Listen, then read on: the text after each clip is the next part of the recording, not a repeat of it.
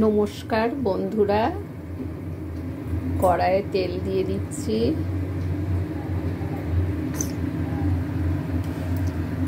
আর ফোড়ন দিচ্ছি 5 ফোড়ন। ফোড়ন ভালো ভাজা হয়ে গেছে। এবারে দিচ্ছি আদা, জিরে, নুন, হলুদ সব একসঙ্গে দিয়ে দিলাম। এটা এখন কষাবো।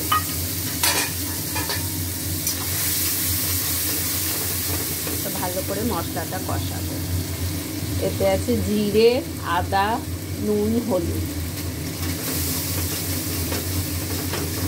এটা খুব করে মশলা কষা হচ্ছে। এর ভেতরে দিয়ে দিলাম মাছের মুড়োগুলো ভেজে রেখেছিলাম। ভালো করে কষিয়ে নেব। মাছের মুড়ো মশলা দিয়ে ভালো করে কষানো হয়ে গেছে, তেল ছেড়ে এসছে। এবারে সবজি দিচ্ছি।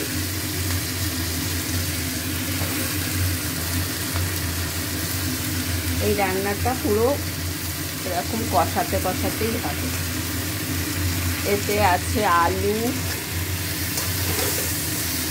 কুমড়ো, শিম,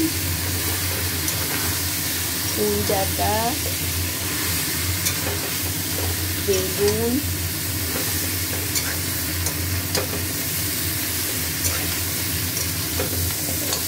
কষাতে কষাতে এটা রান্না করি।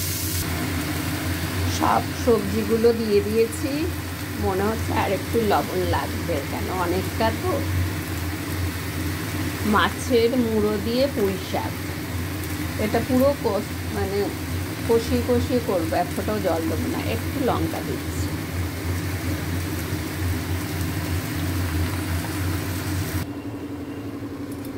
সবজি এখন কষানো হচ্ছে। দেখুন কত জল বেরিয়ে গেল। এতেই সেদ্ধ হবে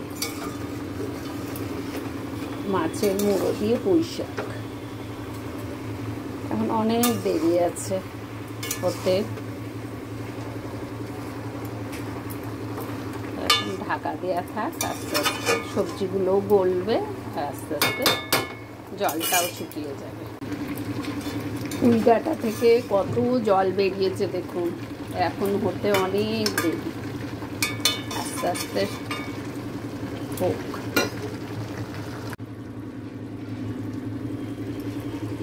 আমার হয়ে গেল মাছের মুড়ো দিয়ে পুঁই শাক।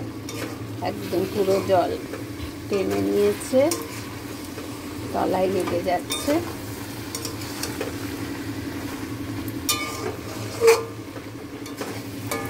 হয়ে গেল আমার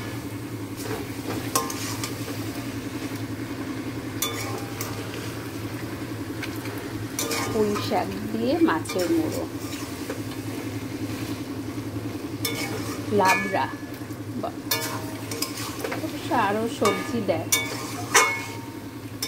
এটাও খেতে খুব ভালো হবে।